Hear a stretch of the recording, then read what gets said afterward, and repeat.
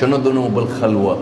شاب يقعد بالليل يشاهد أفلام إباحية على جواله، ما حد يشوفه بس هو قاعد.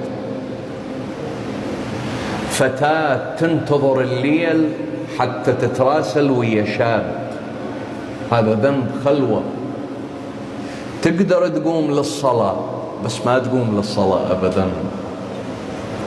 قدام الناس تبين أنت خوش آدمي، بس من الصير بس أنت وربك لا، يطفو على السطح والعياذ بالله أخلاقك الرديئة، انعدام الأدب. هذا أعظم الذنوب عند الله.